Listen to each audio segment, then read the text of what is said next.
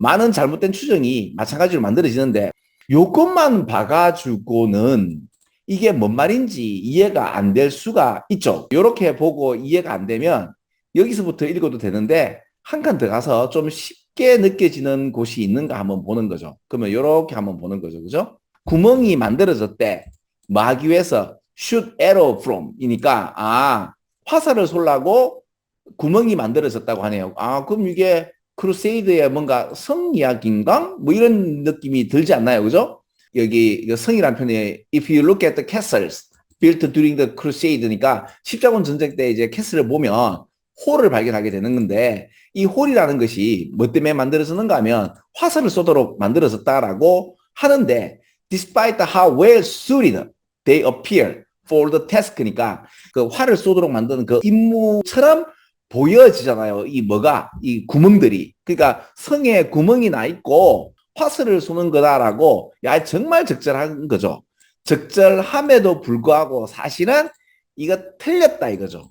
그러니까 우리는 구멍 보고 이거 화살을 쏠 거다고 했는데 그게 아니다 이거죠. 이러한 레슨은 교훈은 어디에 적용되는가? 뭐 중세에 있던 성의 모든 게 이러한 교훈이 다 적용되는 건데 이게 어디에도 적용되는가 하면 바이올로지에도 적용된다고 하면서 포유류의 어떤 뇌에 관련된 이야기를 보고 이제 다음같이 유추하겠지만은 그거 기능에 대한 어떤 목적성에 있어서 굉장히 잘못 추정하는 것들 많다라는 이야기를 하는 겁니다. 비계 발판을 갖다가 만들어가지고 올리려고 이제 구멍낸 이야기가 나오는 거고, 그거는 여러분이 읽어보면 됩니다.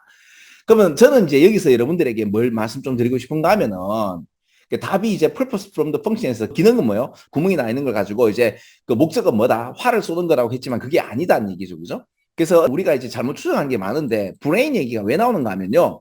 자, 여기에 관련돼서는 제가 이렇게 말씀드릴게요. 1990년도 초에 그 뇌과학이라는 개념이 나오면서 뇌에 대해서 이제 갈림길을 저는 목도했어요. 그 뇌는 그 당시 때 어떻게 되는가 하면 뇌가 기억을 갖게 되는데 기억이 뇌의 어느 부분에 있는가를 갖다가 그 당시 1980년도 말부터 90년도 때 이걸 찾았거든요. 그런데 기억이라고 할 만한 게 없어요. 근데 지금도 마찬가지입니다. 물론 우리 그 뇌에 보면 해마라는 부분에서 기억이 있다. 왜? 해마가 이제 손실되니까 이게 단기성 기억 상실증이라는 여러 가지가 있기 때문에 그렇게 있지만 해마를 분석해 보면은 기억을 그 몇십 년 동안의 기억을 갖다가 알라 그러면 이게 아원자 단위 이상으로 기억의 조밀성이 작아져야지 이 작은 뇌에 기억이라고 하는 어떤 여러 가지를 신경다발로 설명하기에는 기억이라는 것 자체가 뭔지를 몰라요. 지금도 그래. 그래서 그때 나온 게 두 가지야. 하나는 뇌가 기억을 갖다가 한다라는 학파와 뇌는 기억을 할 수 있는 게 없고 수신기다. 왜?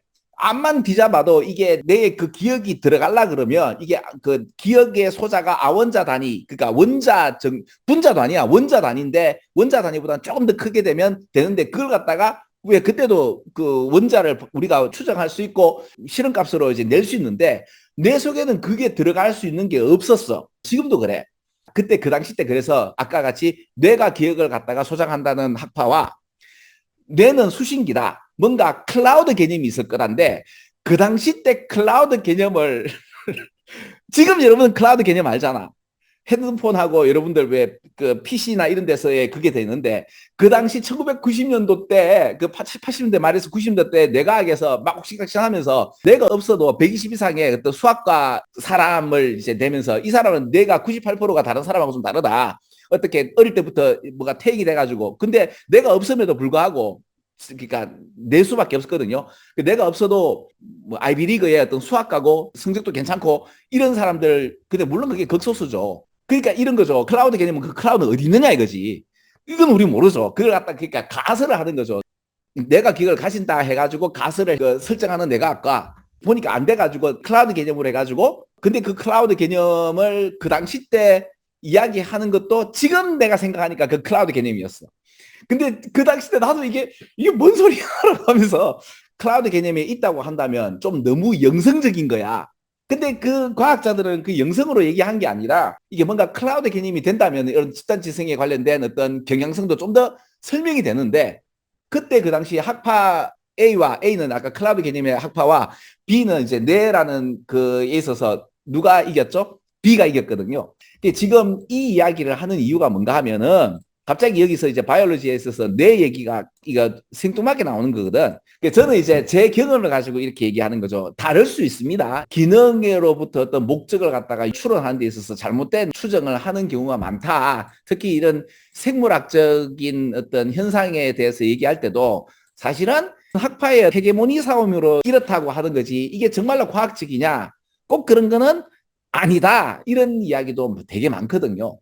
여기서까지의 왜 처음부터 이제 캐슬에 관련된 이야기가 나오고 구멍 얘기가 나오고 이까지 나오다가 결국에는 요 얘기가 나오는 건데 그래서 답은 여기서 구했는 거예요. 그죠? 제일 마지막 요렇게 읽었을 때 안 되면 한 칸 더 올라가 보더라도 충분히 답을 2번 찍을 수 있는 문장이 되는 겁니다.